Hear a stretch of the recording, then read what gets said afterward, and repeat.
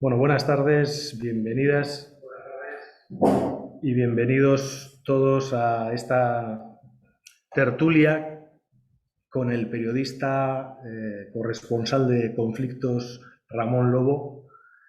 Eh, Tenemos una magnífica oportunidad de conocer a uno de los más experimentados corresponsales de guerra. Bueno, prácticamente no hace falta presentarlo, pero bueno, comentaremos que Ramón Lobo inició sus trabajos como corresponsal internacional en el año 92 en el periódico El País. Empezó a cubrir la información de la guerra de los Balcanes. Estuvo en esa década en Croacia, en Serbia, en Kosovo, en Bosnia-Herzegovina, incluso en Albania, y después, tuvo muchos destinos diversos: Chechenia, Irak, el Líbano, ya en los años 2000, y cubrió también otros conflictos en África, como en países como Ruanda, Nigeria, Guinea Ecuatorial, Sierra Leona, Congo, Uganda e incluso Filipinas. Bueno, creo que no hace falta presentarlo. Ya en el año 2001 recibió el premio periodístico Cirilo Rodríguez y tiene varias obras publicadas. Entre ellas, yo simplemente no voy a hablar de toda su bibliografía, simplemente voy a destacar dos obras que me han parecido muy interesantes. Una de ellas, titulada Guerras de ayer y de hoy, que en realidad es una conversación con Mikel Ayestarán, un periodista conocido por todos aquí, el periodista vasco, que además en estos días se encuentra como corresponsal en Afganistán. Y una novela que también incluye todos los elementos de lo que son las vivencias de los corresponsales de guerra, que es El día que murió Kapuscinski, publicada en el año 2019. Bueno, antes de dar paso a Ramón para que nos cuente un poco cuáles son sus experiencias, quisiera dar un poco el contexto de por qué le hemos invitado a Ramón desde el Museo Zumalacárregui. Y el contexto se trata de una exposición temporal titulada Al abrigo de Urgul, estampas de San Sebastián, en la que hay una sección dedicada a los tiempos de guerra. Esto nos llevó a una reflexión en su momento, porque nos dimos cuenta de que todas las estampas que había de guerra estaban realizadas por militares. Es decir, que en la primera mitad del siglo XIX eran los propios militares los que contaban las guerras. En la exposición permanente también contamos con un gran número de litografías realizadas principalmente, al referirse a la Primera Guerra Carlista, por miembros de la Legión Británica. Se ve que había unas magníficas escuelas de dibujo entre los militares británicos. Los mejores testimonios que tenemos de esta guerra son precisamente testimonios de militares británicos. Se produce un fenómeno a mediados del siglo XIX, que es la aparición de los corresponsales de guerra. De hecho, la primera guerra contada, digamos, por periodistas sería la guerra de Crimea, a nivel así internacional, y a nivel español sería la guerra de África. En 1859 aparecen los primeros corresponsales de guerra españoles. Entre ellos, el más famoso y el más importante sería Pedro Antonio de Alarcón, que además de periodista era literato. Y bueno, vemos que eso es una constante, ¿no? Podemos encontrar que hoy en día sigue habiendo periodistas que escriben magníficas obras literarias, como es el caso de Ramón Lobo. Y de alguna manera, ya en el siglo XIX aparecen los corresponsales de guerra, pero hemos dado el salto al siglo XXI, y en el siglo XXI uno de los temas así que más nos llamaba la atención era el tema de los periodistas empotrados. De alguna manera, el que está siendo testigo, pero empotrado entre los propios militares. Y ese fue el primer tema que se nos ocurrió interesante para que nos explicara Ramón. Y bueno, con esta pequeña entrada Me parece que bueno, sería interesante conocer cuál es la opinión de Ramón sobre precisamente esa manera de hacer periodismo de guerra, el de los periodistas empotrados. Buenas noches o buenas tardes a todos. En realidad siempre ha existido periodistas empotrados. Al comienzo de los periodistas, digamos, que iban a conflictos, decías a partir de la guerra de Crimea, siempre iban con un bando y estaban ahí empotrados, muchos de ellos en la Primera y la Segunda Guerra Mundial vestidos de militares. Eso no impide hacer grandes crónicas. En la Segunda Guerra Mundial uno de los grandes cronistas es Ernie Pyle, que iba con los americanos y era capaz de escribir historias fantásticas. Quizás lo que ha ocurrido es que, aparte de que los militares dejaron de contar las propias guerras en las que participaban, también ha habido otro fenómeno paralelo, y es que en las guerras que antes morían militares casi en exclusividad, desde finales del 19, lo que empiezan a morir es más civiles que militares. Y la Primera y Segunda Guerra Mundial son ejemplos de guerras en las que mueren muchísimos civiles más que militares. O sea que ahora mismo es mucho más peligroso ser civil que ser militar.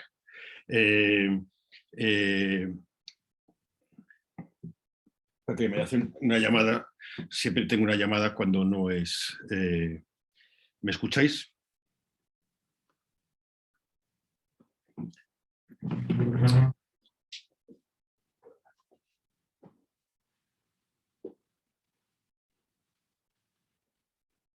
Sí, sí, sí, sí, perfecto. Sí, es que tengo una llamada que tengo que cortar y ahora a ver si consigo cortarla y desconectar el teléfono.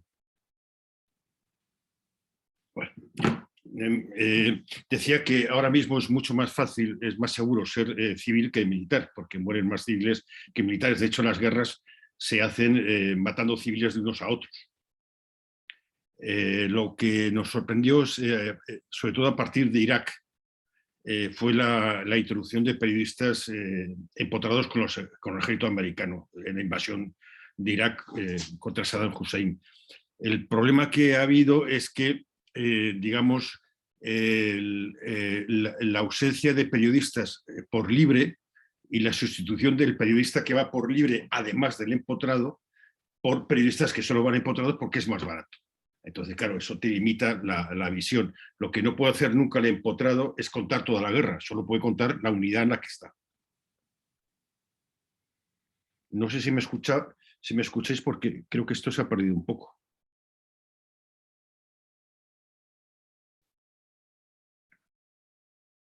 ¿Me escucháis ahora?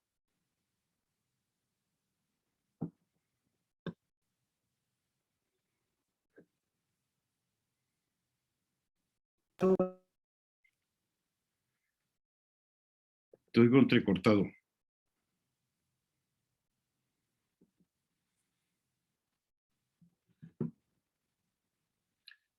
Ahora no te escucho, Miquel.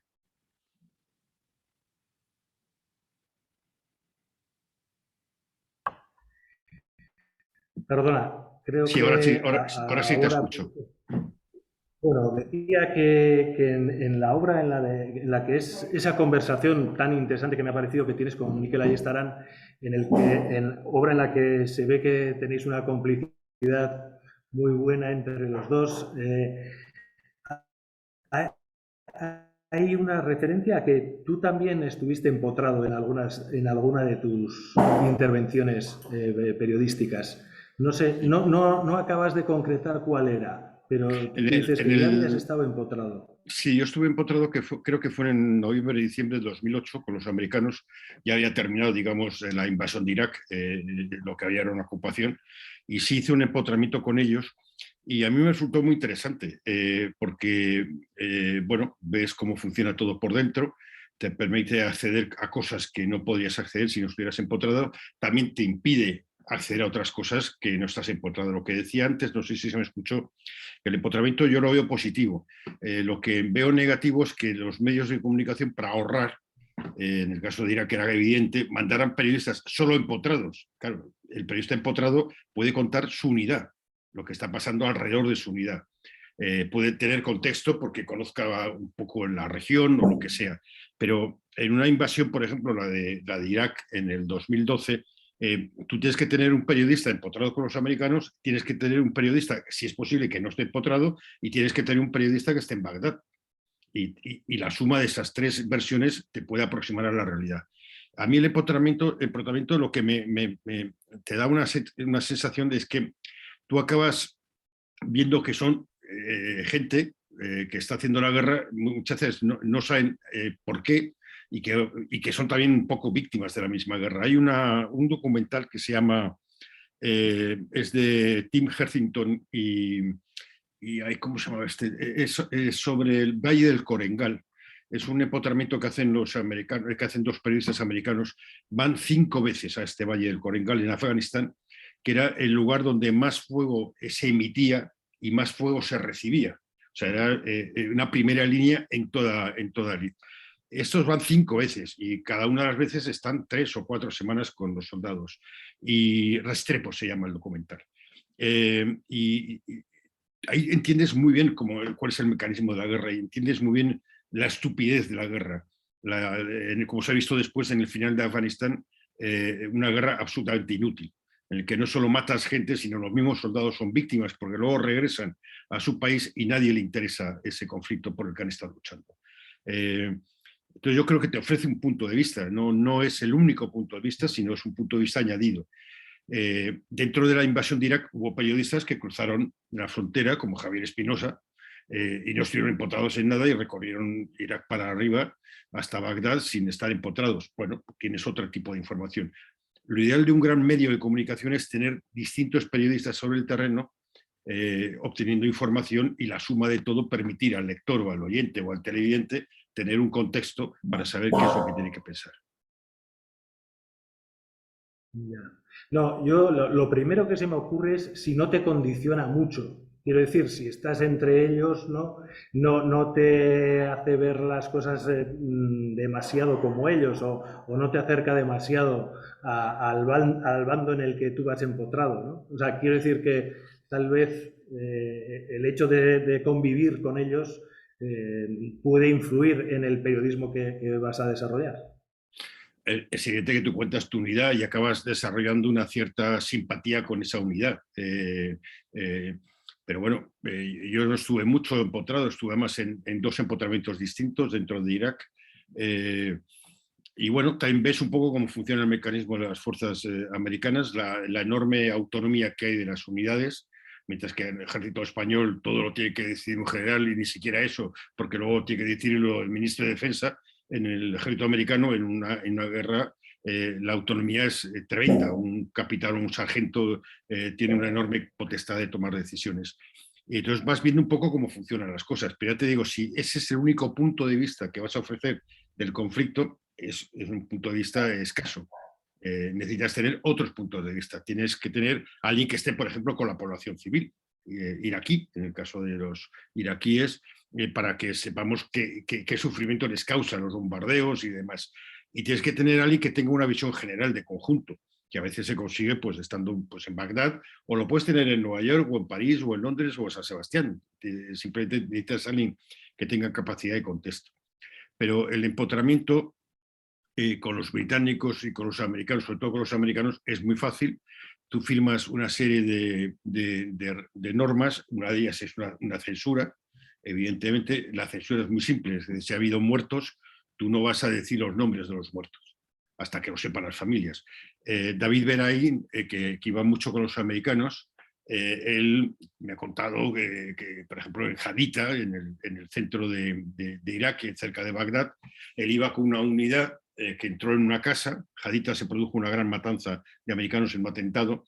Entró en esta casa, él iba con las tropas, iba filmando, y pasó y vio a un hombre sentado con un interrogador al lado. Y al bajar, esa persona estaba muerta. Entonces él preguntó, ¿pero qué le ha pasado a este? Y le contestaron, no, es que intentó desarmar al interrogador. A él no le pidieron las imágenes, diciendo, oye, esto no lo puedes tener grabado porque resulta que aquí se ha producido un incidente o una muerte, lo que sea. No, ellos están en una guerra te matas y te matan. Claro. Bueno, de alguna manera igual podríamos, por ordenar un poquito la conversación, podríamos ir un poco a tus inicios como periodista de guerra. Tú empezaste ahí en el 92, en los 90, pero en el 92, concretamente en la Guerra de los Balcanes. No sé si el primer escenario donde estuviste fue precisamente Sarajevo o fue uno de los primeros. Eh, ¿Qué sensaciones tuviste en tu primer corresponsalía, digamos, de guerra? Bueno, mi primera guerra fue en realidad contra mi padre, que mi padre era franquista, y yo le estuve haciéndole la guerra constantemente, por todos los medios, a través de tener un póster de Che Guevara en mi habitación, uno de Miguel Hernández, de poner en la puerta pensión Lobo, habitación número 13, para cuando dijera eso, que decían, sí, los padres, ¿tú qué te crees que esto es una pensión? Pues sí, ahí está apuntado, pensión Lobo, habitación número 13. Entonces, ese estado de guerra continuo se trasladó al periodismo. Yo conocí a un tipo que se llamaba Ricardo Ciudad, que fue de los primeros periodistas en ir a Oriente Próximo, a Palestina, a estar con los palestinos. De hecho, estaba muy mal visto por los israelíes porque había hecho un libro sobre la resistencia palestina, era amigo de Arafat y demás. Y a mí me quería ser como él, pero toda mi carrera periodística me dirigió hacia otro sitio. Y cuando el país me fichó en 1992, me preguntó el que iba a ser mi jefe, Luis Matías, me dijo, pero tú estás dispuesto a ir a Sarajevo, que acaba de empezar la guerra. Y le dije, llevo 15 años esperando que alguien me haga esta pregunta, y la respuesta es sí. Mi primer viaje a Bosnia, primero estuve en el sur, luego estuve en Bosnia Central y al final entré en Sarajevo. La primera impresión en Sarajevo, claro, llegas al aeropuerto, todo con sacos terreros, oyes disparos, tienes que ir en una especie de vehículo blindado, en ese momento era de los ucranianos, que te metían dentro de Sarajevo, pasabas por varios controles serbios, pasabas por barrios absolutamente destruidos. Claro, la pregunta es, ¿qué hago yo aquí? ¿Qué me he metido aquí? ¿Por qué estoy aquí? Y claro, sientes miedo. Pero el miedo es normal, el miedo es un sentido de inteligencia. Y después, cuando te bajas de ese blindado y conseguimos a través de la Cruz Roja otro coche que nos llevara hasta el hotel, y luego, claro, cuando tú sales y empiezas a hablar con gente y a contar las historias de la gente, es cuando encuentras el verdadero sentido de tu trabajo, que es contar historias de la gente que sufre dentro de las guerras. Nuestro trabajo es trabajar cerca de las víctimas, pero tienes que ser suficientemente, no sé, objetivo para saber que hay víctimas en los dos lados. El aparente agresor también tiene víctimas detrás, y las víctimas a veces tienen victimarios. Las cosas son mucho más complejas que el blanco o el negro. Entonces, nuestro trabajo es buscar los grises, buscar gente que construye puentes, no gente que construye muros. Y normalmente un periodista, cuando va a una guerra, va una vez y ya no va más. O sea, ya dice, bueno, ya he ido, me da miedo, no quiero volver. Pero a mí me gustó mucho esa libertad enorme de poder escribir lo que me daba la gana, porque ya que estás ahí, eres tú el que mandas, y la posibilidad de elegir qué es lo que se va a leer. Eso también era una enorme responsabilidad.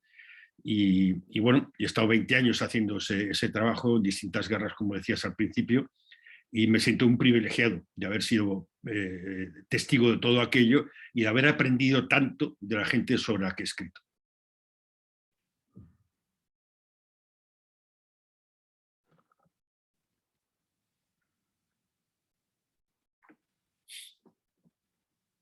Ya los que tenemos cierta edad y conocimos aquel conflicto, llamaba la atención que en plena Europa se produjera semejante enfrentamiento, ¿no? Yo casualmente había estado de vacaciones en Yugoslavia un año antes y bueno, había andado por Sarajevo, por Mostar, y no había encontrado ninguna señal.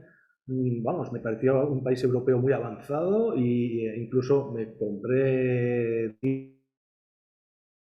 discos, no encontré ningún signo, y luego la sorpresa de que en plena Europa se produjera un enfrentamiento tan brutal, ¿no? No sé si bueno, nos parece igual más normal que esas cosas ocurran en África o en Asia, pero la verdad es que aquel conflicto sí que tenía esa característica, ¿no? El estar tan cerca de nosotros. Sí, es lo que pasa en las dictaduras. Yugoslavia era una dictadura, aunque Tito fuera mucho más simpático que Stalin. Todo parece muy tranquilo, pero todo parece muy tranquilo porque no se puede decir nada. Ahí hubo una sucesión de cuestiones. Yugoslavia era la parte más amable porque para Europa y Estados Unidos era una especie de cuña para enfrentar a la Rusia de Stalin y Brezhnev y demás, pero este fue un país inventado después de la Primera Guerra Mundial, tras el hundimiento de los imperios austrohúngaro y otomano. Eh, Ahí había odios ancestrales ocultos, había problemas de diferencia religiosa. Los bosnios, en una parte importante de ellos, son musulmanes, pero en realidad son musulmanes muy light, y eso podíamos hablarlo de la gente mayor. La gente más joven eran pues, o ateos o no creyentes o muy poco practicantes. De repente entró un tipo que se llamaba Milosevic, que aquí para la izquierda española durante mucho tiempo, a mí me pasaba en el país con la gente de comisiones obreras del comité de empresa, me decían, no, es que Milosevic es comunista, que Milosevic era un oportunista disfrazado de comunista, mientras que le convino, pero lo único que buscaba era su propia supervivencia y su propio ego. Todo arranca en el 89, cuando Milosevic suspende las autonomías de Voivodina, que hay una mayoría ahí húngara, y de Kosovo. Entonces se desata un poco el trastito, se desata los nacionalismos, sobre todo croata y serbio, alimentados también por la Unión Europea, que a su vez se olvidó de los valores europeos y volvió a valores previos de la Segunda Guerra Mundial, cuando Europa se convirtió en distintas zonas de influencia. Entonces Alemania apoyó a Croacia, Francia apoyaba a Serbia, y entonces ahí se jugó una guerra de alimentación, de alimento de los nacionalismos. Y al final pues hubo una guerra entre croatas y serbios por la Krajina y por las dos Eslavonias, perdón. Primero fue la guerra de Eslovenia, pero esa casi no cuenta porque fue una guerra muy corta, y Eslovenia en realidad tenía muy poco que ver con los Balcanes, con Yugoslavia, porque Eslovenia hablaban esloveno, era un idioma distinto al bosnio, vamos, al serbo-croata, que es el mismo idioma, pero que se escribe de forma distinta, aunque hay palabras que son diferentes. Y además el 90% eran eslovenos. O sea, si hacías un referéndum, evidentemente salía que sí. Yo siempre decía ahí de broma, esto si lo oyen algún esloveno igual me matará, pero no sé si en San Sebastián habrá muchos. Yo decía que Eslovenia en realidad eran alemanes de tercera, porque eran austriacos de segunda. Eh, claro, todo esto pertenecía al universo germánico, igual que los croatas. Y ahí sí los serbios fueron víctimas. Por ejemplo, los serbios de la Krajina, que Krajina significaba frontera, y son serbios que habían puesto ahí el imperio austrohúngaro para servir de frontera y de freno a la subida de los otomanos. Estos acabaron perdiendo sus tierras y sus casas, pese a que la Unión Europea impuso como condición que la constitución croata de la independencia, para reconocer Croacia, reconociera los derechos de estas personas. Croacia se lo pasó todo por el forro, y Alemania presionó para que se pudiera reconocer esta independencia. Claro, Croacia se independiza Eslovenia primero, Croacia después, y entonces se repite la misma jugada en Bosnia, pero en Bosnia era muchísimo más complejo que Croacia, que ya en sí era complejo, porque en Bosnia tenías croatas, tenías serbios, tenías bosnios, musulmanes, que en realidad eran de los antiguos bugomilos, que eran una herejía del cristianismo, que cuando llegaron los otomanos, como estaban perseguidos por el cristianismo, se hicieron otomanos pues para sobrevivir. Y ellos ocuparon casi todos los puestos de la administración de la ciudad porque era gente urbana. De ahí viene también mucho el odio del campesinado, del mundo rural, hacia esa minoría, depende de las zonas, o mayoría. Entonces, con Bosnia estaba más o menos partido en tres grupos, y claro, ahí era inevitable la guerra, y la guerra fue atroz. Primero fue una guerra de croatas más musulmanes, por llamarlos de una forma, porque yo prefiero decir bosniacos, contra serbios, y después ya fue una guerra de croatas y musulmanes dentro. En Mostar, cuando empezó la guerra entre croatas y musulmanes, que destruyó una parte de Mostar, el chiste que corría ahí entre los propios contendientes es que ellos estaban jugando la semifinal y que la final era contra los serbios que miraban desde la montaña del Vélez, ¿no? Ahí la Unión Europea no fue muy hábil, no pudo parar esa guerra porque de alguna forma la alimentó. Hay muchas historias, si se miran los juicios que hubo luego en el Tribunal Penal Internacional de responsabilidad de mandos franceses, británicos, en el apoyo o la ocultación de alguno de los asesinos, de los genocidas, o la muerte de algunas personas que podían cantar. Y Milosevic, claro, Milosevic perdió todas las guerras que empezó. Y en principio se llegó a una paz al final de la guerra de Bosnia, en el 95 finales, que se llaman los acuerdos de Dayton, que a mí siempre me han parecido una canallada de acuerdos, porque lo que hacía era bendecir la limpieza étnica. Se dividía Bosnia en dos mitades, una de ellas, una parte de esa era la Federación Croata en Bosnia, que nunca ha funcionado, y la parte de Serbia, que siempre es una especie ahí de caladero de posible escisión de Bosnia para unirse a Serbia, que es lo que jugaba Milosevic con esa amenaza. Después llegó Kosovo. Milosevic se emborrachó de balón pensando que había conseguido la paz y el perdón de su papel con los acuerdos de Dayton, y luego inició el ataque a Kosovo. Fue cuando se produjo aquel éxodo masivo de más de la mitad de la población kosovar y la intervención de la OTAN. La OTAN en Bosnia actuó muy poco. O sea, en principio no hubo intervención. Los soldados que había en Bosnia eran soldados de pacificación, estas cosas de la ONU, que envía soldados de pacificación con armas ligeras a una guerra, y cuando acaba la guerra y se firma la paz, es la OTAN la que ejerce el vigilancia. Entonces esos soldados se cambiaron el casco, el azul, por el casco militar, y llegaron armas pesadas. Entonces dije, bueno, cuando había guerra envía soldados vestidos para la paz, y cuando hay paz manda soldados vestidos de guerra. Es el mundo al revés, tenía que haber sido completamente al revés. Yo no sé si hubiéramos tenido capacidad de parar esa guerra en el 92 o en el 93, parece que no. Y después la guerra de Kosovo, Kosovo para los serbios era como el lugar mitológico, porque ahí hay una serie de monasterios donde se supone que se funda la nación serbia. En Kosovo Polia, al norte de Kosovo, se produjo la gran batalla entre el Imperio Otomano, que subía, y una coalición de reinos gobernados o liderados por el rey Lazar serbio, que murió en la batalla. Esa batalla se perdió. Todos los nacionalismos siempre tienen sus grandes mitos, vienen de grandes derrotas. Pues esta fue una derrota, pero no fue una derrota de los serbios, fue una derrota de todos. Ahí incluso hubo albaneses, que en ese momento no eran musulmanes, eran cristianos. Entonces, bueno, es cuando tú cultivas la diferencia en un sitio donde puede haber odios.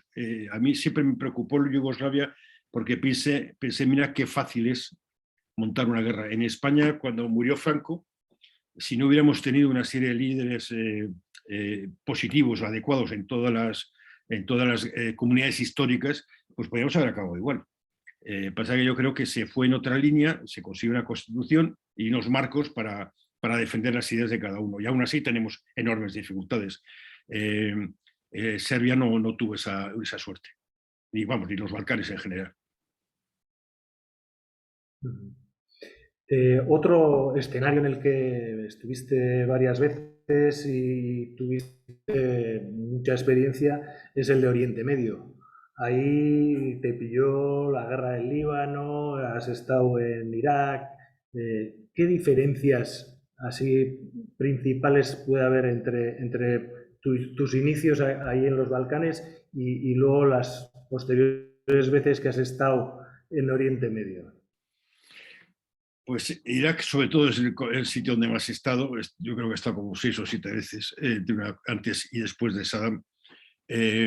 Bueno, es la destrucción de un país. Ahí no son los nacionalismos los que matan un país como Yugoslavia, sino en este caso la intervención occidental, muy grosera, en busca de petróleo y de gas.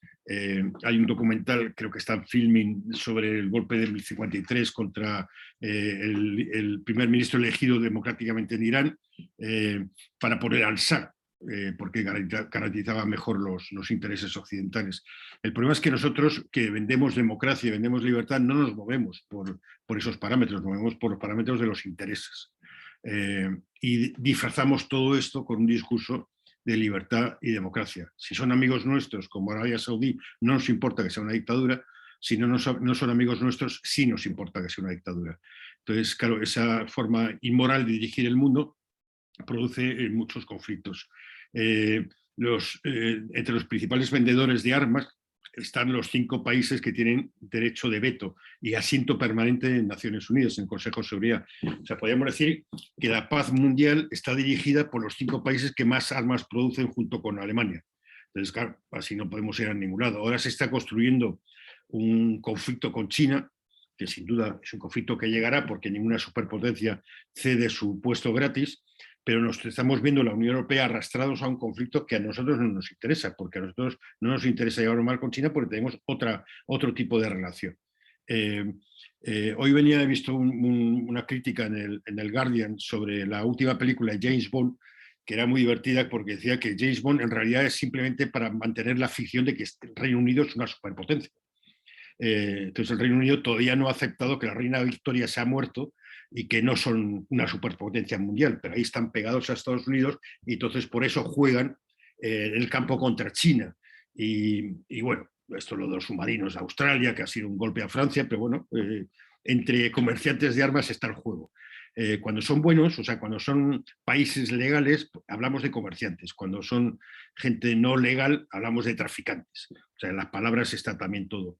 Oriente Próximo es un sitio muy, muy complejo, muy complicado, donde no hay una estructura, son sociedades muchas veces tribales, donde hay un enfrentamiento a muchos niveles, hay un enfrentamiento clarísimo entre suníes y chiíes, que en Irak era clarísimo. El sur es mayoritariamente chií, como los iraníes. Entonces, al triunfar la revolución de Khomeini en Irán, se considera que es enemiga. Entonces, Estados Unidos ve todo desde el prisma suníes y chiíes. Por eso está alineado con Arabia Saudí, que es, digamos, el guardián de las esencias suníes. Y la guerra de Yemen es una guerra por delegación entre Irán y Arabia Saudí. Tienen varias guerras por delegación. Una fue el Líbano, donde Hezbollah es chií. Pero luego se produjo, por ejemplo, la gran contradicción que en la derrota del ISIS, el Estado Islámico en Siria, los elementos principales en esa derrota, aparte de los aviones americanos, franceses y británicos menos, y rusos, que bombardearon ahí, sobre el terreno, a pie de terreno, la gente clave fue Irán, Hezbollah y los kurdos sirios, que no son amigos de Occidente, pues se les considera demasiado de izquierdas y demasiado laicos.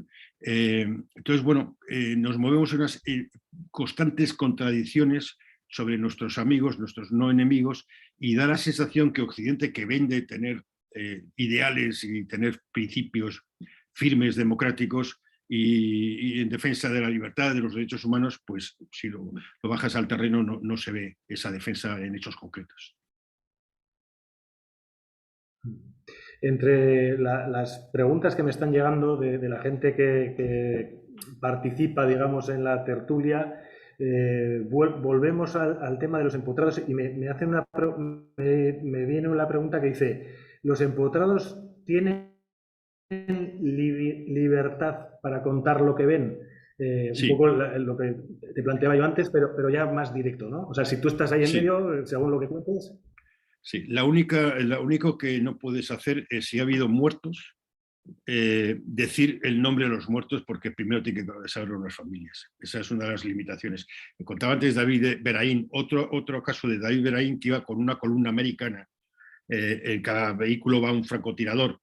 Cuando son nuestros se les llama tiradores de élite, cuando son de los otros se les llama francotiradores. Ahí está el lenguaje que decide quiénes son los buenos y quiénes son malos. Se para el vehículo y el tirador de élite del vehículo donde iba David dijo, mirando por la mirilla, dijo: creo que hay un tipo ahí colocando cables en una carretera. Entonces le dijo su mando, le dijo, ¿tú estás seguro que está colocando cables? Le dijo, sí, estoy casi seguro que está colocando cables. Pues ya sabes lo que tienes que hacer. Y disparó. Se lo cargó, claro. Y David filmó todo. Y cómo salieron corriendo otros dos y se le llevaron el cuerpo. Si estaba colocando cables o no, no lo sabremos, pero nadie le dijo a David, oye, tú has filmado esto no puedes filmar. No, porque los americanos saben que están en una guerra. Y en una guerra tú matas o te matan. O sea, si tú estás filmando cómo mato yo a alguien, pues ¿qué vamos a hacer? Ahora, si tú filmas una violación de derechos humanos, igual entran en una casa y violan a todas las mujeres, obviamente eso no te van a dejar filmarlo, pero es que eso no ocurre. Eso si ocurre es excepcional. Y puede ser de alguien, pero no entra un grupo de gente. Hay bastante libertad para contar. Yo, por ejemplo, cuando llegué a Kuwait, en espera de poder, a la base americana de Kuwait, en espera de viajar a Irak con uno de sus aviones, en un momento dado fui al baño, a uno de los váteres americanos, y me senté en el váter, entré dentro y me senté, cerrar la puerta, y estaba lleno, escrito lleno de notas y de cosas absolutamente groseras. Entonces me recorrí todos los todos los váteres de la base, y me senté en todos los váteres tomando nota de lo que ahí se ponía. Y ahí así arranqué una crónica. Eh, claro, es otra cosa. O sea, tú lo que no puedes hacer es lo que decía antes, no puedes simular que tú estás contando la guerra de Irak empotrado, porque tú no estás contando la guerra de Irak, estás contando un trozo de la guerra de Irak. Estás contando tu unidad, lo que hace tu unidad. Y si tienes conocimiento de la zona, igual puedes abrir eso un poco y con algo de contexto. Si pasas por Nasirilla, por ejemplo, y sabes qué es Nasirilla y qué importancia tiene Nasirilla, pues lo puedes decir en tu crónica. Si no lo sabes, pues no lo dices.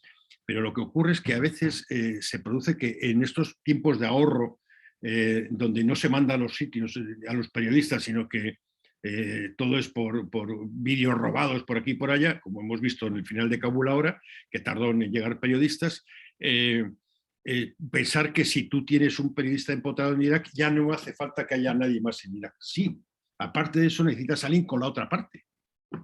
Necesitas alguien que esté en Bagdad, aunque esté muy limitado en sus movimientos, como le pasaba a los periodistas que estaban en Bagdad vigilados por el régimen de Saddam Hussein, estaban muy limitados, pero eso ya lo sabemos. Pero con las limitaciones que pueda haber de ambos lados, o sea, aparte de la limitación que te puedan producir los soldados o que puedan ordenar los mandos, sobre todo que solo estás viendo esto, tú vas con unas orejeras, y el otro ve más, pero tampoco ve mucho más. Bueno, pues igual hace falta una tercera persona, y esa tercera persona no hace falta que esté ahí, puede estar en Nueva York, en Madrid, que es alguien que tiene una gran experiencia y que puede, pues más lo que están diciendo las agencias y demás, crear un contexto. En los medios americanos escritos es muy habitual tener un periodista senior que ya tiene 3 niños, una casa con perro y no le apetece ir a guerras, pero ha ido a todas, que es el que escribe la historia y va recibiendo material de todas las personas que están sobre el terreno. Y él va organizando ese material, contando una gran historia, y al final se pone con la participación del número de periodistas que sea. Eso es muy bueno. A veces aquí lo que hacemos es trocear esa información en distintas piezas que al final queda un puzzle que no se entiende. Es muy bueno que exista contexto. El contexto a veces lo consigues en el terreno y a veces no. A veces tú en el terreno eres un suministrador y una parte de información que debe ser complementada con otras partes de información y alguien que sepa leer el contexto general. Eso es lo que debemos hacer. Es evidente que si tú vas, no sé, con las tropas americanas, Ernie Pyle, por ejemplo, que mencionaba antes, que iba con el avance americano por Europa, por Francia, él decía, yo escribo, no sé cómo era la frase, escribo de soldados que sufren, que tienen miedo, que están sucios, y que no saben si van a morir mañana. Y él se fijaba en detalles, que si en una verja había restos de una vaca, la casa destruida. Si tú vas contando otro tipo de guerra, en detalles, en descripciones. Por ejemplo, en Bosnia, estuve en Ahnici, que fue una localidad bosnia, en el centro de Bosnia, que fue atacada por los croatas cuando estaba la guerra entre croatas y bosnios en el centro de Bosnia. Esa noche habían atacado un comando, no se sabía en principio si eran serbios, croatas o qué, pero se supo que eran croatas y pues se descubrió que eran croatas. Yo cuando llegué ahí, llegué con soldados británicos. Nos llevaron ahí soldados británicos porque era una zona de guerra y era un grupo de periodistas que entramos ahí protegidos por soldados británicos. Yo cuando llegué ahí me quedé impactado. Entonces me fijé en detalles, por ejemplo, la ropa tendida. Había ropa tendida en algunas casas. En otras tenía la mesa puesta. Una vaca, había tiroteado una vaca, un perro estaba saltando buscando dueño, en una casa olía quemado y es que había 2 personas quemadas, se habían quemado dentro de la casa cuando intentaban huir. Entonces yo me fijé en todos esos detalles. Entonces más lo que me fueron diciendo y luego que dormí en una casa de bosnios donde había refugiados de otros lugares parecidos a Agnici, donde habían sido expulsados de sus casas y humillados por sus vecinos, me permitió escribir una historia. Entonces, bueno, te permite alcanzar zonas que no podías alcanzar por sí solo.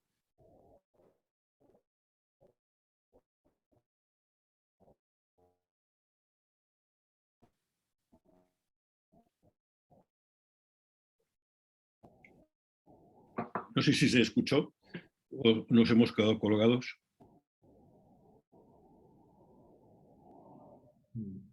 Cambiando otra vez, que más sentado. Antes había un momento.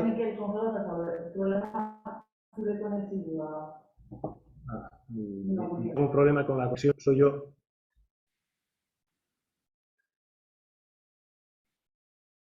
Estaba tratando.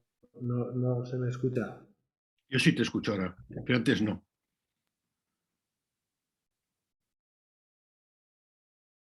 Ahora has desaparecido.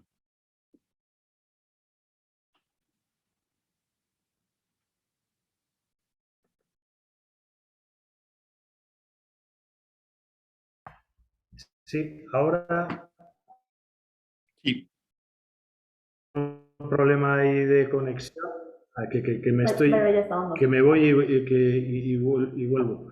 Bueno, decía que no sé si me has escuchado, que te he leído en algún sitio que una de las situaciones así que más te había impactado era en Sierra Leona. Decía también como cambio de escenario, las guerras del África Negra, que también has estado en Ruanda, en Nigeria, en Guinea, también son diferentes a lo que ocurre en Oriente Medio.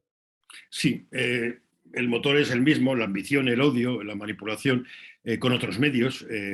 En Sierra Leona, como mencionabas, pues fue la guerra de las manos cortadas, donde la guerrilla cortaba las manos de los campesinos, porque un campesino sin manos está peor que muerto, no puede trabajar, no puede hacer nada. Son guerras brutales, pero claro, no podemos caer en decir que son brutales porque son africanos, ¿no? Las guerras nuestras también son brutales, también hacemos barbaridades. Tenemos más vigilancia y eso también ha ayudado a que los ejércitos se comporten mejor, pero si vas a Vietnam, la matada de My Lai, o sea, nosotros hemos participado en matanzas terribles. Entonces yo creo que sí, que es distinto. También hay una especie de... Yo creo que hay 3 elementos que son los 3 grandes cánceres de la humanidad. Uno es Dios, que yo no creo en él, pero sí reconozco que hay gente que cree y tengo amigos religiosos. Creo que la religión en sí es una manipulación de la espiritualidad que todos tenemos, y la religión es un instrumento de poder utilizado por un grupo para imponer sus criterios. Una gran tragedia es la frontera. O sea, que de repente a un pastor de cabras de Níger, que llevaba las cabras de un sitio para otro, le dice, no, ahora ya no puedes pasar por aquí hay una frontera. Él mira al suelo y no ve absolutamente nada. Y la tercera, para mí un cáncer también son los nacionalismos. Me da igual el apellido que le pongamos. Yo es que mi madre es británica, mi abuela era normanda, mi abuelo luxemburgués, yo nací en Venezuela, con lo cual tengo una difícil ubicación en los nacionalismos porque no me siento de ninguno concretamente. No me ha gustado nunca el nacionalismo español y tampoco me gustan los demás nacionalismos. Creo que todo lo que sea una tribu no me gusta. Todo lo que sea un sitio cerrado donde todo el mundo opina lo mismo tampoco me gusta. Por eso yo nunca estuve en el PC porque lo veía como una secta y una religión de todo el mundo estaba de acuerdo. Y a mí me gusta estar en los sitios donde la gente no está de acuerdo. Soy un poco como Groucho Marx, que si a mí me admiten en un club, ese club yo me salgo inmediatamente porque no quiero estar ahí. Creo que como periodista la independencia tiene que ser total y completa y nuestra misión es ser hipercríticos contra todo. Luego, evidentemente, tengo mi ideología, tengo mis preferencias políticas, no tan cambiantes, pero sí las tengo, pero no pueden influir en mi trabajo y si no les gusta, pues no es mi problema. Yo trato de hacer mi trabajo con la mejor voluntad y siempre he sido muy crítico del poder. A mí el poder siempre me parece sospechoso, me da igual quién lo ejerza, aunque lo ejerzan mis amigos. Otra manera de ir empotrado, que también he encontrado en tus textos, es lo de ir empotrado en una ONG. Sí, eso es más peligroso que ir por con los americanos, porque ves menos todavía. Porque sí, el problema es que lo que decía antes, como no hay dinero para ir a los sitios, pues claro, si tienes una ONG que te invita a hacer un viaje, pues o sea, a Uganda, pues vas a Uganda. Yo creo que la clave es que hay que reconocer con quién estás. No puedes decir el enviado especial de no sé qué periódico a Uganda, no, tienes que decir que tú estás dentro de una ONG haciendo un trabajo. Las ONGs tienen, digo, son peores que los americanos porque los americanos hacen una guerra y tú vas con ellos a la guerra. Una ONG igual está metido en medio de un fregado donde hay unas medidas de seguridad tremendas porque no quieren que les maten, claro, como es lógico, y donde el periodista está extremadamente protegido. Entonces igual tú quieres hacer cosas que no te dejan hacer porque te puedes poner en peligro tú y a ellos. Entonces, claro, tienes que obedecer de una forma las limitaciones. Pero lo mismo que decía antes con los americanos, aunque tú tengas muchas limitaciones, puedes hacer cosas. Y dentro de lo que tú puedes ver, no es que te estén manipulando para que no veas la realidad, sino que tú ves un trozo de la realidad. Pero en ese trozo de realidad puedes encontrar historias que te permitan proyectar una realidad mayor.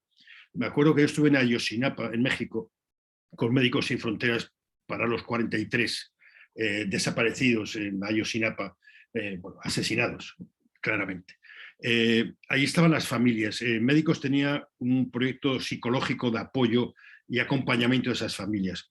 Era un proyecto que para médicos luego quedó como un proyecto fallido y a mí me pareció un proyecto extraordinario, aunque fallara finalmente, pero a mí me pareció un proyecto extraordinario, porque tú no puedes llegar en el momento que esas familias acepten que a sus hijos los han asesinado y que no van a aparecer los cadáveres porque solamente los han calcinado.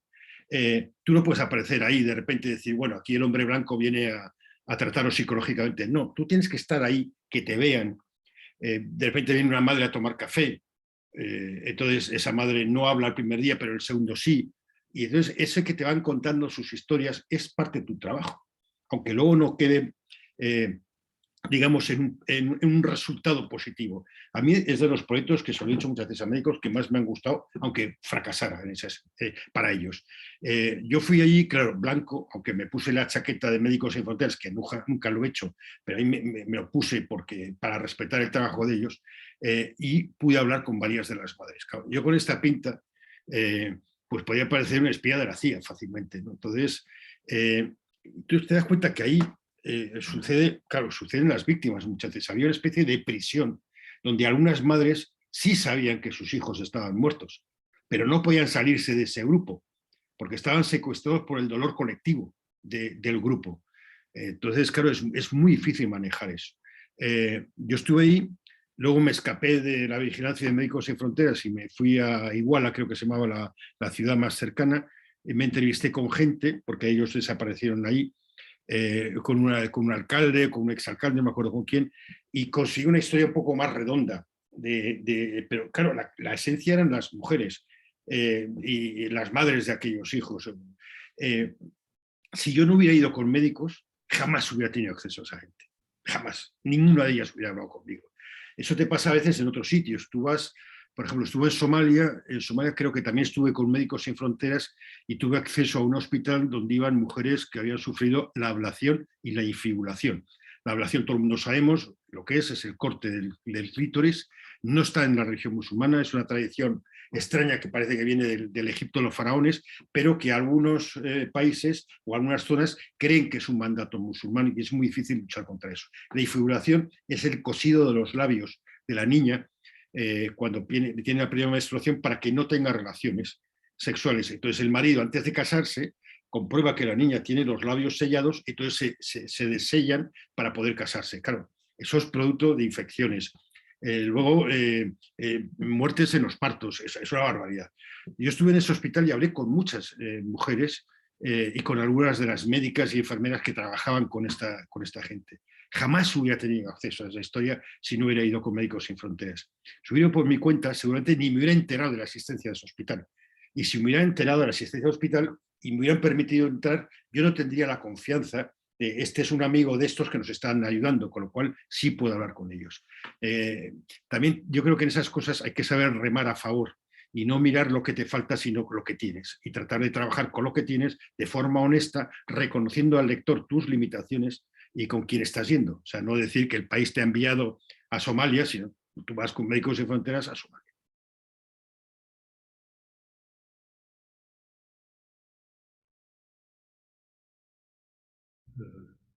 Entre las preguntas que me están pasando aquí de la gente que participa en la tertulia, volvemos otra vez a los empotrados y me dicen, el trabajar con militares de diferentes nacionalidades es diferente, o sea, quiero decir, si hay diferencias entre ir con los americanos o con los ingleses, o es parecido con cualquier país. Yo nunca he ido con los británicos, con lo cual no lo sé. Supongo que los británicos pueden saber mejor los británicos, porque ahí son más nacionalistas. Por ejemplo, en el aeropuerto de Kabul, cuando se estaba produciendo la huida masiva y este descontrol que hemos sido testigos, Leslie Doucet, que es una de las grandes estrellas de la BBC, entró en un avión británico. O sea, los británicos llevaron a una periodista de la BBC para que diera testimonio. El gobierno español, porque aquí en España da igual quién gobierne, sea PP o PSOE, no ayudan a los periodistas, no nos llevan a los sitios. Somos sospechosos, siempre. No te dejan dormir en los cuarteles, no importa que estés en un sitio peligroso, da igual, no te dejan entrar. Con lo cual yo ni siquiera intento empotrarme con los españoles, pero ¿para qué? En Afganistán quise ir con ellos, además aproveché que tenía un par de amigas que venían del país, que estaban muy alto situadas con Carme Chacón, una incluso tenía rango de general, aunque no era general, era periodista, pero y no lo conseguí. Es decir, yo quería ir con una unidad española que seguía una carretera peligrosa para subir material, comida, armas y munición a los americanos que estaban luchando arriba, no me acuerdo cómo se llama la provincia. Yo quería ir con ese convoy y no me dejaban. Dijo, no puedes ir. Me querían llevar a Kalinau a enseñarme cómo construir una escuela. No quiero ver escuelas, porque es mentira todo esto. No digo que no sea mentira que hayamos construido escuelas. Sí, hemos construido escuelas nosotros y los demás, pero no van a servir para nada como se está comprobando, porque es otra cosa lo que hay que hacer. Pero yo quería ir ahí y no me dejaban. ¿Por qué? Porque claro, porque les disparan y porque disparan. Entonces, nosotros no queremos decir que estamos en una guerra. Nosotros estamos ahí haciendo escuelas. Entonces, claro, no permiten que vaya ningún periodista que pueda contar una versión distinta de la oficial. Incluso en Grecia, en los incendios del Peloponeso, que estuve ahí recorriéndome todo el Peloponeso en coche, luego me enteré que había aviones españoles antiincendios que estaban volando. Entonces hablé con el comandante, no sé si era un teniente coronel, que mandaba la flotilla. Claro, ellos estaban entusiasmados que yo pudiera ir con ellos para contar cómo lo hacían. Tuve que llamar al Ministerio de Defensa, gobernaba el PSOE en ese momento, creo que era Zapatero el que estaba. No me dejaban. Y es que si se cae el avión, pues si se cae el avión, pues que me den. Pues, no creo que el piloto tenga ninguna intención que se caiga el avión. Yo firmo lo que queráis. Yo os eximo de cualquier responsabilidad. Pues no me dejaron. Digo, entonces, ¿para qué coño mandamos 5 aviones? Si somos una potencia antiincendios, está bien que demostremos que somos una potencia antiincendios y que contemos el trabajo de esta gente. Pues los pilotos eran una gran decepción, porque no pudimos contar lo que hacían porque no nos dejaban. Pero es que incluso cuando estaba el ejército europeo, la pequeña embrión de ejército europeo que hay, sustituyó a la OTAN en Sarajevo ya después de la guerra, y estuve ahí, fui a ver estuve con un vicealmirante alemán, luego en otro momento fui y había un general español. Entonces hablé con el coronel para hablar con el general me remitía que tenía que tener permiso de defensa. Dije, pero si tú no dependes del ministro de Defensa, dependes de Bruselas. Yo tengo el permiso de Bruselas, tengo el permiso de Solana, del equipo de Solana. No necesitas ningún permiso. Y con el coronel le dije que cenamos esta noche, era mi cumpleaños. ¿Y quieres que cenemos esta noche en Sarajevo, que me sé varios sitios? Y me dijo, no, es que hay falta permiso. Digo, ¿necesitas permiso también para cenar? ¿Necesitas permiso de mamá para cenar? Iros a la mierda, no quiero volver a saber nada de vosotros. Y nada más, nunca más se intentó nada de ellos. Y por eso cuando David Beraín bajó en el féretro, lo bajaron soldados españoles de un avión español, después de los problemas que había tenido con el ejército español, que en realidad no es con el ejército, es con las autoridades políticas de defensa, dije, mira, la gran venganza de David, que por fin ha conseguido que le bajen de un avión español y le lleven los soldados a hombros, aunque esté muerto. Pero no le dejaban dormir en Herat, por ejemplo, o en Diwanilla, cuando estaban los españoles en Irak, no nos dejaban dormir dentro del cuartel. Yo recuerdo que hice una vez un empotramiento con la Legión, nada, una vuelta por la zona, y cuando por la noche me llevan ahí, que además yo me había hecho un esguince en el tobillo, iba cojeando, me dijo el teniente de la Legión, pero ¿cómo que dormís en este hotel? Digo, sí, pero esto es peligroso. Digo, bueno, pero es que no nos dejan dormir dentro del cuartel. Pero luego Trillo, en otro momento, hizo una excursión de periodistas, todas estas maripuris y maripures que salen en las tertulias y demás, hizo una excursión de periodistas amigos a Diwanilla y todos durmieron dentro del cuartel. O sea, unos que venían de excursión, estuvieron ahí un día y le volvieron a llevar. Entonces yo ni siquiera he intentado más con los españoles. Yo he preferido los americanos. Después también en Bosnia tuve problemas con los españoles. Yo para fastidiar decía que tuve muchos problemas con los paracaidistas, porque tenían un coronel que no quería riesgos, porque quería llegar a general. Bueno, y en cambio para fastidiarle le dije que con los legionarios se trabajaba muy bien y que los paracaidistas eran todos unos señoritos y no sé qué, que tenía que haberme ido con los británicos o con los suecos, con cualquiera menos con ellos, porque quería pasar la Nochevieja en Mostar con la unidad española que estaba en Mostar, en el sitio más jodido, esa noche. Yo quería estar ahí y fue una batalla estar. Tuvo que intervenir Arturo Pérez Reverte, que le dijo al coronel que era un mierda, no sé qué, y al coronel se cabreó y me dijo, ¿quieres entrar? Y dije, sí, pues te voy a meter. Y me metieron con un coche especial, vamos, un convoy especial, que los soldados me decían, como nos quedemos colgados en Mostar por tu culpa, te la cargas. Digo, hablar con el coronel, que es un gillín. Y entonces no sé, pero con los americanos todo es muy sencillo. Tú llegas, estos de Restrepo, llegaron a Kabul y dijeron, queremos ir al sitio donde más rock and roll hay. Claro, si yo voy con esta tripa, pues a mí no me dejan ir porque no estoy en condiciones de hacer ese trabajo y no voy a ralentizar, pues estar subiendo y bajando montañas. Eso no lo puedo hacer. Pero ellos que estaban muy en forma, dicen, tú quieres rock and roll, vas a tener rock and roll. Simplemente comprueban que tienes experiencia, que estás físicamente bien, para que no impidas el trabajo de la tropa. Pero si tú quieres rock and roll, vas a tener rock and roll. Si tú quieres hacer una excursión, vas a tener una excursión.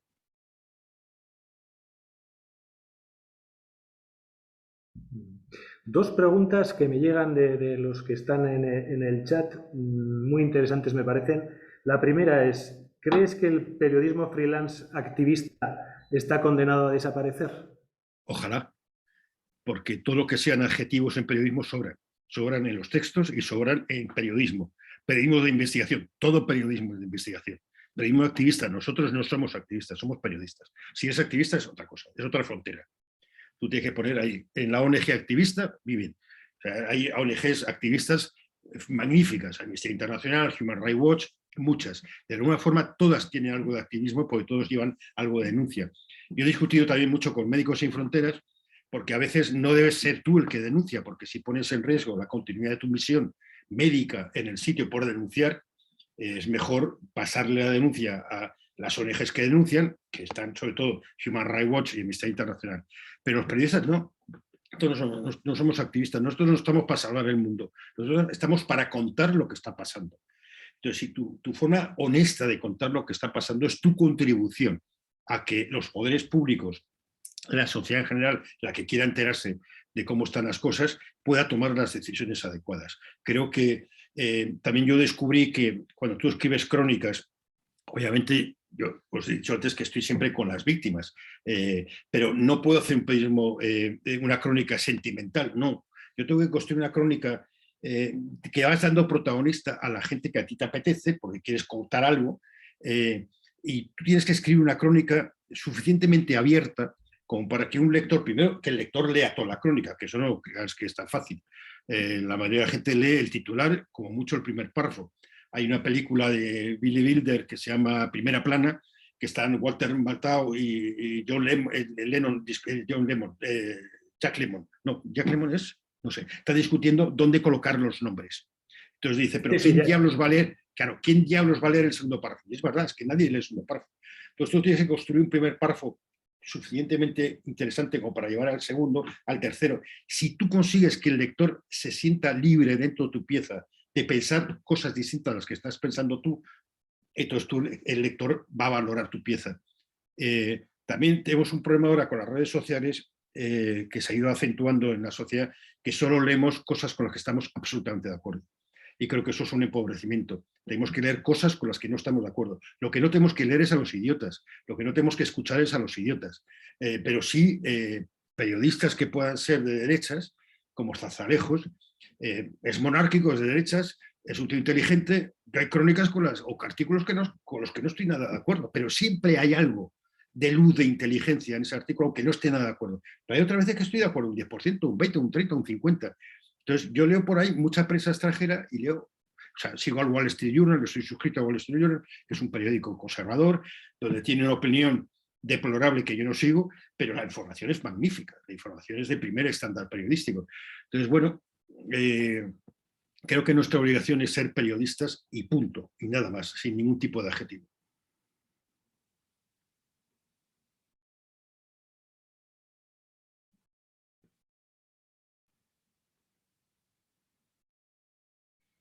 Creo que te has quedado colgado otra vez.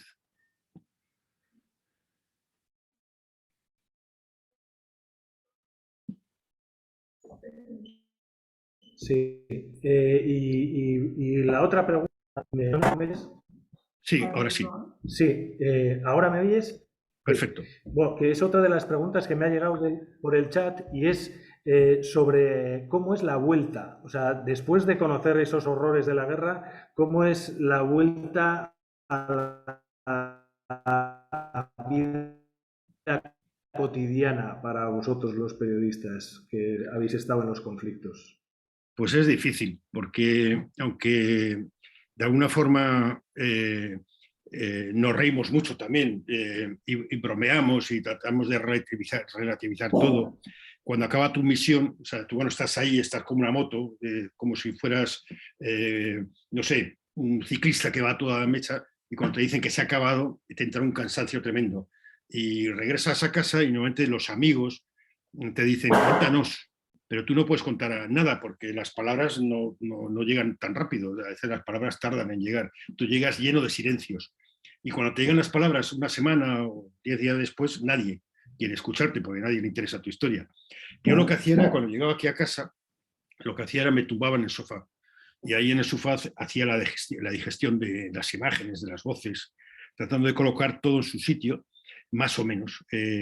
Esa colocación viene a ser una negación de que esto te hace daño. Claro, te hace daño ver el sufrimiento extremo de gente que no has podido ayudar o cuando has intentado ayudar, en mi caso, cuando he intentado ayudar, casi siempre he fracasado.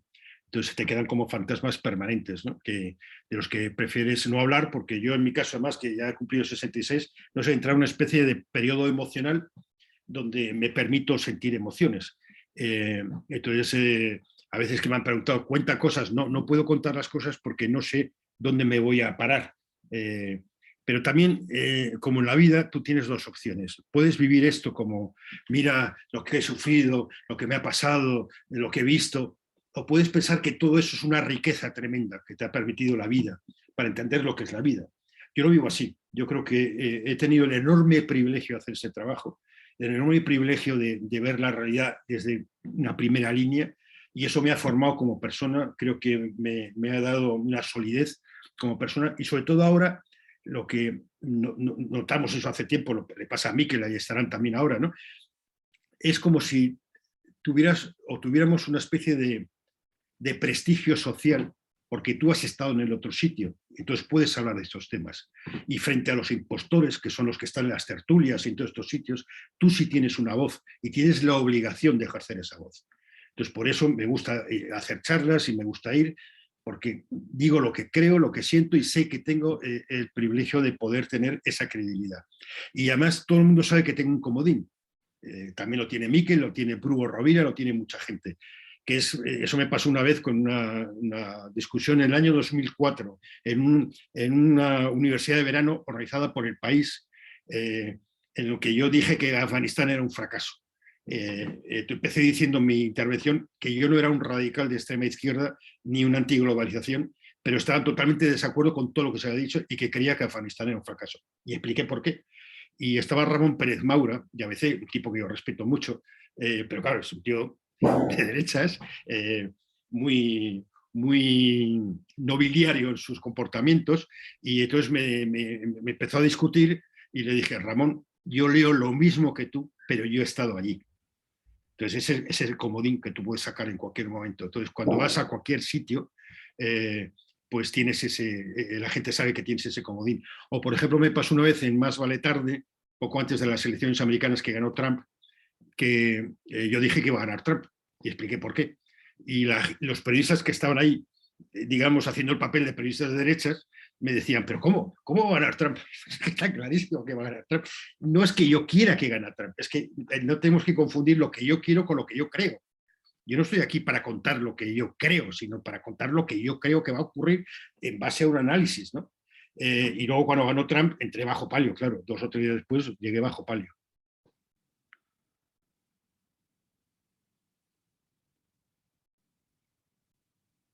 Voy a encender una luz Una aquí. cosa que sí puede ser... Y se me amontonan las preguntas. A ver, una, por ejemplo, dice que se cuestionó mucho el papel de las fuerzas de pacificación de la ONU en el genocidio de Ruanda en el 94. En general, ¿qué opinión tienes de esas fuerzas y si sirven para algo positivo? Las fuerzas de pacificación. Ahí el genocidio de Ruanda, la responsabilidad mayor la tiene Francia. Claro, las tropas también, pero como decíamos antes en el caso de Bosnia, si tú mandas tropas con un mandato, y el mandato es un mandato muy estrecho, y no tienen armas y no tienen capacidad de intervenir, pues no sirven para nada. Si no estuvieran ahí sería peor, claro que sería peor, porque si digamos, los genocidas sienten que no hay nadie vigilándole, las barbaridades hubieran sido mayores. Pero las tropas de la ONU pudieron hacer muy poco, porque no tenían mandato para hacerlo. Después, cuando acaba el genocidio y el ejército francés, Francia, vamos, se inventa la operación turquesa, que era una mentira, no era una operación humanitaria, era una operación para sacar a los hutus, sobre todo a los hutus del poder hutu, es decir, a los genocidas, a sus aliados, sacarlos hacia Ruanda, hacia Congo. Y ahí se montan unos campamentos enormes en el Kivu Norte y en el Kivu Sur, donde los países internacionales, Francia, Inglaterra, España, dábamos ayuda humanitaria a los pobres hutus allá arrimados, que esos hutus eran víctimas, porque sus jefes eran los hijos de puta, pero esos eran víctimas, que les habían dicho, llega a una aldea y el que no se huía es pro-tutsi, con lo cual lo mataban, porque entre los 800.000 muertos más o menos que se cuentan en el genocidio, también hay hutus moderados. Muchos son tutsis, pero también hay hutus moderados. Entonces ahí los tenían secuestrados en esos campos. Entonces llegaba la ayuda humanitaria y el poder hutu, que era el que manejaba los interangües, que significaban los que matan juntos, que fueron los que perpetraron el genocidio, estos controlaban los campos. Entonces llegaba la ayuda humanitaria, se quedaban con la ayuda humanitaria, una parte de la unidad humanitaria era para el mercado negro, para sacar dinero, y otra parte sí la repartían. Y con el dinero que sacaban compraban armas. ¿A quién? A los mismos países que están mandando ayuda humanitaria. A Francia, a Inglaterra, todos estos países que son los que venden armas, y España, que también es una potencia vendiendo armas. Entonces ahora mismo, por ejemplo, llevamos todo esto al Mediterráneo. Frontex, la gran institución europea para controlar la migración. ¿Qué hacemos? Damos, creo que el presupuesto era de 24.000 millones en el último quinquenio. Ese dinero se da a Mali, se da a Libia, se da a una serie de países por donde pasa la migración para que la controlen. Pero no es mentira. No está llegando ese dinero para cambiar las estructuras de ese país, para que ese país la gente encuentre trabajo, pueda regresar a su casa. No, se paga, se da ese dinero a su país para que controlen la seguridad, impedir el paso de la migración. ¿Y qué condición tiene ese dinero? Que compren la seguridad a las empresas europeas. O sea, que esos 24.000 millones que nosotros damos es mentira. Son 24.000 millones que estamos dando en gran parte a las empresas de seguridad europeas. Afganistán, hubo una pieza magnífica de una periodista del New York Times explicando cómo todo el dinero que hemos dado a Afganistán en todos estos 20 años, muy poco ha llegado a la gente. muy poco ha llegado a cambiar las cosas realmente. Todo se ha quedado en el desagüe de la corrupción afgana y en la nuestra, porque muchas de las empresas americanas que han trabajado en Afganistán eran de donantes de Bush, gente que contribuyó a la presidencia de Bush, luego se les premia para que hagan negocios en Afganistán. Y luego nos sorprende lo que ha pasado. Si es que es todo así. Entonces, claro, es muy fácil luego culpar a la ONU, a los cascos azules, al secretario general de la ONU, pero es que eso es una parte mínima. Ahora, yo prefiero que haya un casco azul en un conflicto, aunque tenga un mandato solo de mirar y apuntar a los muertos, prefiero que esté a que no esté. Pero aquí lo que tiene que haber es un mandato valiente de Naciones Unidas. Pero ¿cómo va a haber un mandato valiente si los que controlan el cotarro son los 5 principales fabricantes de armas? Es imposible. Entonces, toda una gran mentira. Pero dentro de esta gran mentira sí hay gente que hace cosas. Hay ONGs que trabajan bien, hay monjas, hay muchos misioneros vascos, ¿no?, que están ahí, que están haciendo un trabajo estupendo. Hay otros que no, otros que no lo están haciendo, pero muchos de ellos están haciendo un trabajo con la gente. Y los periodistas tenemos que ir a reconocer ese tipo de personas que sí están haciendo un trabajo y cuál es el impacto que tiene y denunciar todo lo demás. Ese es nuestro trabajo. Otra de las preguntas que me llega, bueno, ya tendremos que ir acabando, aunque sea la verdad un placer escucharte. Otra de las preguntas que puede hacer como de colofón, dice, ¿cómo se gestiona la impotencia de no poder actuar? Siendo testigo de todo esto. Escribiéndolo. El periodista que escribe tiene más ventajas que el periodista que filma o que el periodista que fotografía, el fotógrafo, porque yo puedo llegar a un sitio, ser testigo de cosas y la gente, si yo no me muevo, si me cruzo así, nadie sabe que soy periodista, se les olvida que eres periodista, se les olvida que todo lo que estás viendo lo estás en realidad registrando en tu cabeza. Lo que no puedes sacar es el libro de notas y ponerte a escribir porque entonces se dan cuenta, pero un fotógrafo tiene que sacar la cámara, un camarógrafo tiene que sacar también la cámara. Entonces el periodista que escribe tiene enormes privilegios en todo esto y tu trabajo es escribir, pero luego tu indignación no tiene que reflejarse en la crónica, porque pues, si no la vas a manipular. A mí me pasó en Sierra Leona con un niño que me acuerdo que Gervasio Sánchez dijo en la radio, porque él estaba también mandando crónicas para la radio, dijo que habíamos visto en el hospital de amputados al niño más joven, y cuando terminó dije, nunca digas el niño más joven, porque siempre va a haber otro más joven, nunca digas la mayor matanza porque habrá otra.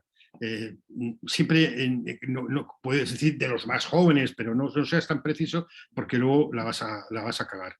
Al día siguiente volvimos al hospital y estaba una enfermera con un niño así, recién nacido, tenía 5 o 6 días. Dije, toma, ya, más pequeño que tu niño de ayer.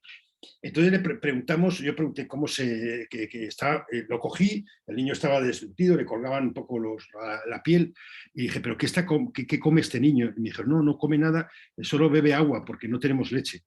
Y la madre no, la madre murió. Entonces me contaron que había nacido, estaba la madre embarazada, cayó una granada de mortero, mató a un tío, a la madre, el cuerpo, el vientre abierto, un vecino acabó sacando el niño, una vecina envolvió al niño en una toquilla y caminó por el frente donde estaban todos esos buitres comiéndose los cadáveres, caminó hasta llegar al hospital. Entonces a mí me dio muchísimo coraje y dijo, este niño tiene que vivir. Entonces esas cosas que no puedes hacer, porque tu misión no es esa. Pero claro, no puedes evitarlo. Entonces, ¿qué vamos a hacer? ¿Dar dinero? No, si yo doy dinero para que se compren leche hoy, ese niño se va a morir pasado mañana cuando yo me vaya. Lo que tengo que hacer es implicar a alguien en el cuidado de este niño. Entonces fuimos a UNICEF, que no tenía personal extranjero, solo tenía personal local, y hablamos con un tipo de UNICEF para que se implicara. Entonces nos dijo, bueno, yo voy a mandar a una investigadora de UNICEF para que investigue el caso. Digo, pues ya le estamos contando el caso. Además, está la ciudad llena de controles. Si usted manda a una mujer, la van a tocar los pechos y todo le van a tocar en todos los controles y no sé cuándo va a llegar al hospital. Es que ella tiene que ir para que yo dé visto bueno, pues se va a venir en mi coche. Entonces volvimos en mi coche otra vez al hospital, ella protegida porque iba con nosotros, que éramos blancos y periodistas, pero no nos paraban en los controles. Llegamos al hospital y sacó la misma información que le habíamos dado. Entonces volvimos y entonces le dije a ella, ¿y ahora cuál es el procedimiento? No, ahora tengo que hacer un informe. Entonces entramos en el despacho de este tío y le dijimos, ni informe ni leches. Tienes que mandarle ayuda inmediatamente a este niño y a otros que hay ahí, porque si no. Y Gervasio le dijo, si no, te vamos a matar. Si no lo haces, te vamos a matar. Yo le dije, bueno, primero antes de matarle haremos más cosas. 2 días después estuvimos yendo con los Camallors, que era una especie de guerrilla pro-gubernamental, haciendo un recorrido por Freetown, y antes de irnos dijimos, coño, el niño, fuimos a ver qué había sido el niño. Antes de eso fuimos al día siguiente y no había recibido ayuda. Entonces ya di dinero para que compraran, di dinero a una enfermera para que compraran leche y tal. Y volví a este tío y le dije tal, entonces me enseñó una lista de cosas que habían mandado al hospital. Entre ellos, era niño, me parece, era un niño y estaba una toquilla rosa, una toquilla azul. Digo, ¿pero tú eres idiota o qué? Si este tío lo que tiene que es comer, o sea, este niño se va a morir. Y después de esto, cuando ya teníamos la seguridad que el niño ya había recibido la leche porque la habíamos pagado nosotros, el último día, antes de irnos, fuimos al hospital otra vez a ver qué era del niño, que había sido el niño. Y el niño había muerto esa mañana. Bueno, Gervasio me dijo, vamos a matar al tío de UNICEF. Y fuimos a UNICEF. Bueno, lo habíamos matado, pero yo no sé lo que le hubiera dicho al tío este. Entonces yo escribí una crónica brutal. Pero brutal, simplemente contando todo este procedimiento. Pues se montó un pollo aquí porque UNICEF estaba en pleno campaña de recogida de fondos y el presidente de UNICEF era un antiguo accionista, un accionista del país. Entonces se montó un pollo tal, entonces el director me dijo, claro, claro, que yo no sabía que tenía que tener en cuenta a los accionistas a la hora de escribir. No te preocupes. Tal. Entonces me dijeron que solo tenía que hablar con Joaquín Ruiz Jiménez, ir a hablar con él, por favor, que es lo único que me pedían, pero que no tenía que escribir nada si no quería escribir nada. Entonces fui a hablar con él, entonces él me enseñó mi artículo, dije, no, si lo conozco, lo he escrito yo.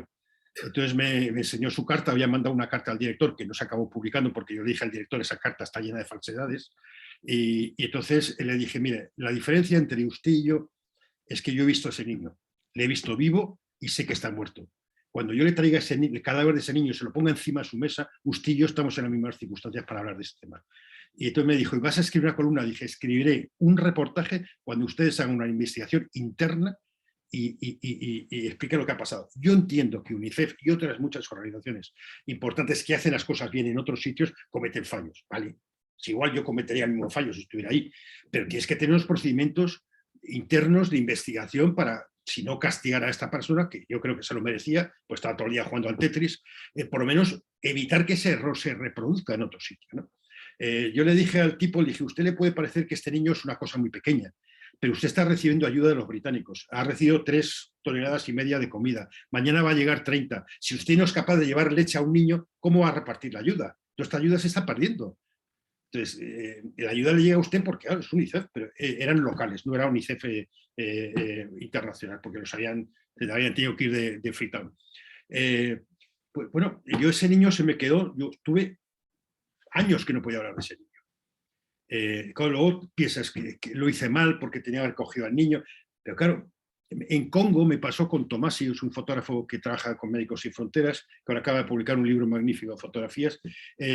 Estamos en una zona de refugiados donde eran en el norte de Congo, en Bunia, al norte en Ituri, que es donde, en el norte de Ituri es donde vienen las minas del rey Salomón, ahí se supone que hay mucho oro y demás, ¿no? Había una guerra entre lemas y endus, emas y lendus, que era muy parecida a la de tutsis y hutus, que era un problema de agricultores y ganaderos, ¿no? Entonces estábamos ahí, había habido varias matanzas y estaba en un campo de refugiados y de repente una señora me tiró de la mano, una señora mayor, para llevarme a la tienda donde estaba su hija, que tenía 2 gemelos. Era una familia poco original porque se llamaba Gabriel y Gabriela. La madre se había quedado sin leche porque habían matado al marido, entonces el estrés y todo esto le había cortado completamente la leche y los niños estaban desnutridos. Entonces nosotros cogimos los niños, Tomás y uno y otro, y salimos del campamento para llevarlos a Médicos Sin Fronteras. Entonces, vale, no debió ser todo el campamento, igual fueron 5 o 6 tiendas, pero yo me dio la sensación de que todo el mundo nos enseñaba a sus hijos, como diciendo, ¿por qué esos y no estos? ¿Por qué estás salvando esto? ¿Para qué estás salvando esto? ¿Para tu conciencia? Y todos estos. Cuando llegamos a médicos, los vieron, estaban bien, simplemente desnutridos, y pasamos a Care International, que estaba justo al lado de médicos, en una especie de cogollo de ONGs trabajando juntas, y el pediatra me dijo, le dije, mire, yo tengo la mala suerte que los niños que veo, niño que muere. Voy a venir todos los días a ver a estos niños. Como se mueran, le mato. Me dijo, una excelente razón para cuidar de estos niños. Y durante 15 días fuimos todos los días a ver a los niños. Y el tío nos decía, ¿venís a ver a vuestros hijos? No, no son mis hijos, son los hijos de esa señora. Claro, luego me dijo el tío, le dije, ¿qué va a pasar con estos niños? Cuando acaben en Kher, en esta parte de emergencia, pasan a otra ONG de mantenimiento y luego vuelven al campamento. Porque mientras que no cambiemos las circunstancias general, en realidad no estás salvando a nadie, estás salvando a tu conciencia. Entonces, ese tipo de cosas sí son las que te hacen mucho daño y las que te obligan a estar en el sofá tratando de digerir esta responsabilidad colectiva en ti mismo. Bueno, la verdad es que no es un final muy optimista, pero tendremos que acabar, bueno, tal vez, y no por el optimismo, pero por el tema de la actualidad y porque tú conoces bastante a fondo, ¿qué nos podrías hacer comentar sobre la situación de Afganistán ahora? Después de haber vivido una fantasía de que todo iba bien en Afganistán, ahora no podemos caer en otra fantasía de que no vamos a hablar con los talibán. Habrá que hablar con ellos. Claro, han ganado la guerra, tienen derecho de gobierno y lo que habrá que hacer es tratar de influir al máximo para que no sean los mismos talibanes que en el 1996, que era una fuerza brutal. Si lo miras en perspectiva, los talibanes no son corruptos. Me contaba Miquel, que el otro día estuve aquí en Madrid con él, cuando entraron en el Valle del Pansir, él le sorprendió que en el Valle del Pansir todas las tiendas y las casas estaban intactas. En cambio, en Siria, cuando entraba una fuerza a liberar o a ocupar un territorio, destruía y sacaba todo. Esta gente no son corruptos, esta gente son unos hijos de puta, serán muy estrictos con el Islam, todo lo que tú quieras, pero no son unos hijos de puta. Y hay un principio de Napoleón, un principio que contó Napoleón en su día, que es la mano que da siempre está por encima de la mano que recibe. Afganistán está destrozado por nosotros, por años de guerra, y nosotros ahora somos la mano que da, tenemos que dar dinero y ayuda. Eso nos va a permitir una influencia en los talibán. Evidentemente, hemos estado manteniendo un gobierno absolutamente corrupto que no ha cambiado la vida de la gente, que no ha cambiado digamos, la estructura mental del país. Es un país muy, muy tradicional en el peor sentido. Yo cuando estuve ahí la primera vez en el 2001 me parecía que era un país bíblico, hasta veías en los burros como San José, la Virgen y el niño Jesús ahí pequeñito, todo era como muy bíblico. Es una guerra que ha perdido todo el mundo, la perdieron los británicos 2 veces en el 19, la perdieron los soviéticos con ayuda de la americana y la hemos perdido nosotros ahora. Y la va a perder todo el mundo. Y ahora es el turno de China. China es el que va a tener que tener una mayor influencia ahí. China no invade países, China influye de otra forma, porque no tiene prisa. Bueno, yo creo que hay que esperar y sí hay que personar por las mujeres. Hay varias diferencias, por ejemplo, en 1998 ellos prohibieron Internet, ahora están en Internet, se hacen fotos, se hacen el selfie ¿no? O sea que ya por lo menos son más parecidos a nosotros. Entonces, bueno, vamos a ver cómo cambia todo esto, pero yo creo que es fundamental que nosotros sí seamos capaces de negociar con ellos y buscar la versión más amable de los talibán. Bueno, pues muchísimas gracias, Ramón, por haber estado con nosotros y muchísimas gracias a todos los que os habéis conectado a este diálogo con Ramón. Y bueno, pues os animamos a que vengáis por aquí, por Ormaiztegui, a ver la exposición al abrigo de Urgul, que ha sido un poco la excusa para mantener este diálogo. Y bueno, a ti, Ramón, también, a ver si la próxima vez podemos encontrarnos aquí o en cualquier otro lugar. Muchas gracias otra vez. Gracias a vosotros. Y hasta la próxima. Muchas gracias, Agur, y buena suerte.